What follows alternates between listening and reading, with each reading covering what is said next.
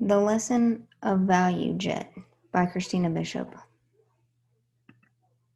This week our case was about a company, ValuJet, on May 11, 1996, Flight 592 crashed. The case we read states that it was a system accident.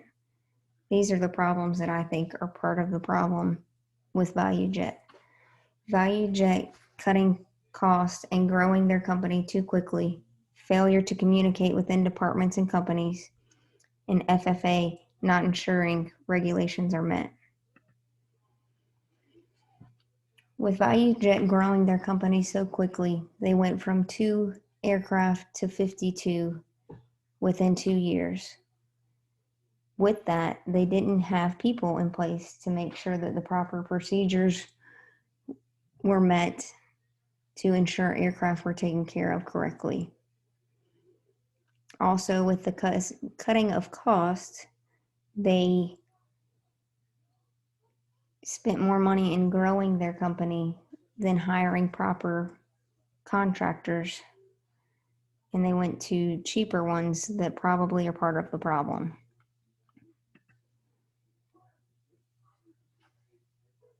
With failure to communicate within the departments, they specifically talk about the shipping clerk shipping off the boxes with the canisters in it because their supervisor said that the area needed to be cleaned up.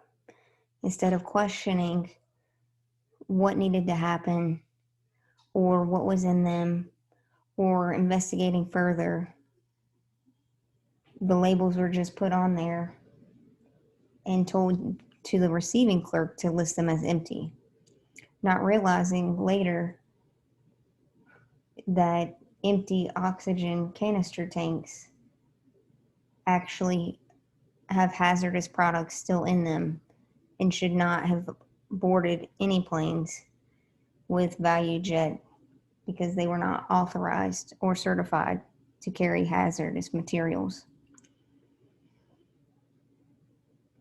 Also, CyberTech employees mostly spoke Spanish. It doesn't state anywhere that they were given instructions in Spanish. It states that they were given step-by-step instructions from ValuJet on how to complete the process. But if you have mostly Spanish-speaking people and you give them something English that they can't read, we can't ensure that they knew exactly what they were doing, and it's possibly why steps were missed to not ensure that the safety caps were placed on canisters.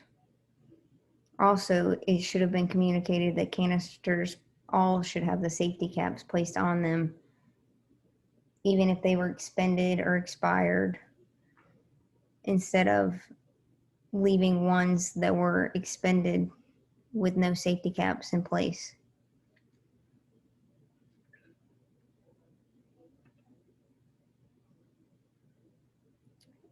The FFA stated that they were worried about ValuJet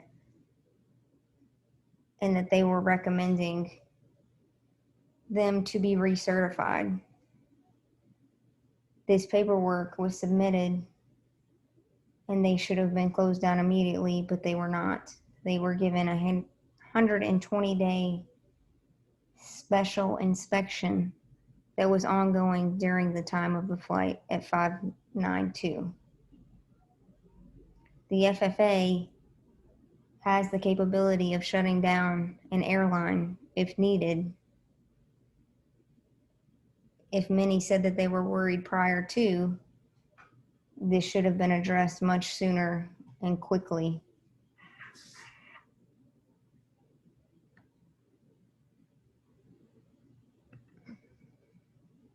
The recommendations that I found are, I believe all employees should have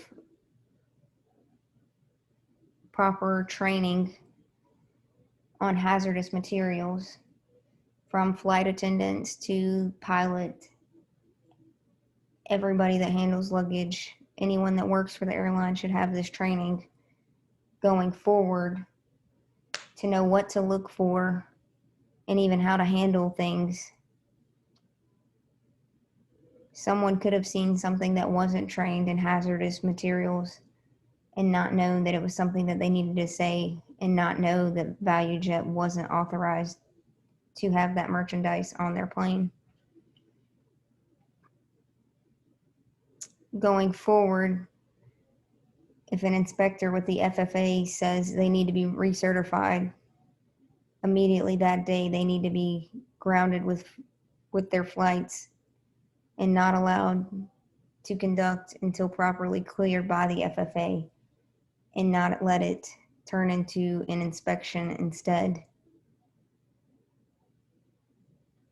Also, the contractors should have to be certified through the FFA to work on aircraft. This eliminating hiring cheap contractors that may not even really work with aircraft to conduct maintenance. This hoping with having more certifications, having less issues with work not being completed correctly, and having all the proper paperwork filled out. This is my conclusion on Flight 592. Hopefully the results can help make changes for future airlines and aircraft to be handled correctly.